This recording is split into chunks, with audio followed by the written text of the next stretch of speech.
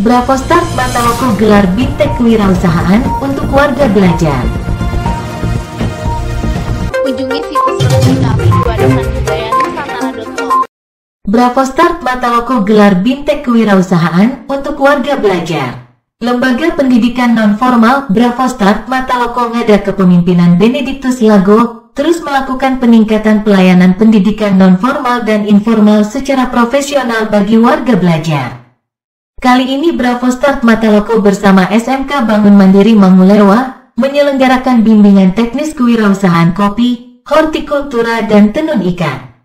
Bimbingan teknis dilaksanakan di Bravo Start Mataloko menghadirkan narasumber Ketua Dewan Kopi Indonesia Provinsi NTT Boni Romas, Ketua MPIG AFB Ricardus Muga, Kadis Perikanan Ngada Korsin Wea, dan PLT Kadis Pendidikan Ngada Joni Dopo.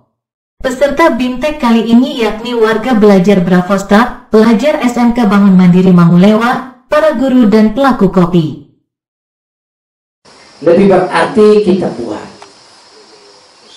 Mengapa kita duduk hari ini? Karena memang saat ini tamatan SMP, SMA, SMK, perguruan tinggi lebih senang yang instan, yang tidak mau bekerja, yang tidak mau kembali ke lingkungan kita. Tanam kopi, tanam sayur, tenun ikan.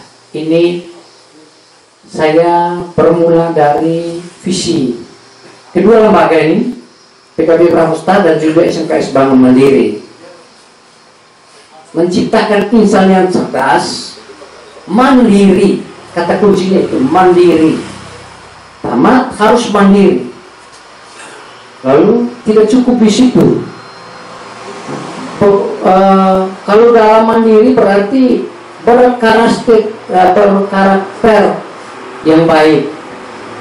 Nah, untuk itu beberapa minggu lalu di tempat ini juga dalam hubungan dengan karakter, maka guru agama menyelenggarakan kegiatan sharing.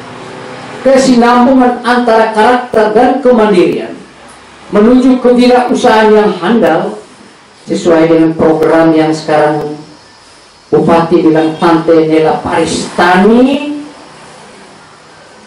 ternak,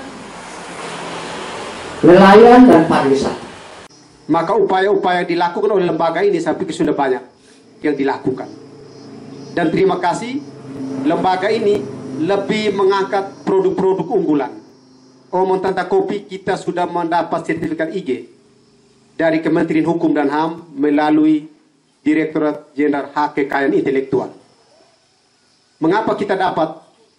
Karena kopi kita itu unik secara cita rasanya. Tidak bisa dihasilkan ulang di wilayah lain. Apakah ini semua kita tahu?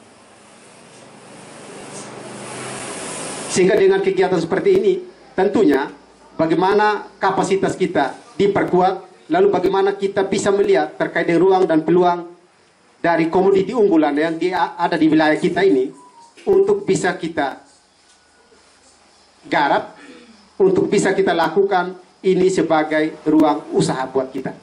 Luar biasa potensinya. Kopi sekarang sudah seluruh NTT. Tenun apalagi, musik kita punya banyak, ya kan? Jadi ini tapi kita itu belum dari bagaimana sebagai suatu kegiatan pergerakan bersama satu provinsi, baik tenun itu harus dibikin apa yang memberikan dampak baik kepada pengrajin tenunnya, petani kopinya, dan kemudian tentunya memberi terutama membuka pariwisata. Karena itu semua itu bisa dibuat sebagai suatu destinasi wisata, bukan cuma sekedar hanya lihat laut, tapi kopi itu juga bisa menjadi destinasi wisata, tenun juga destinasi wisata, apalagi musik. Jadi ini yang sekarang kami sedang.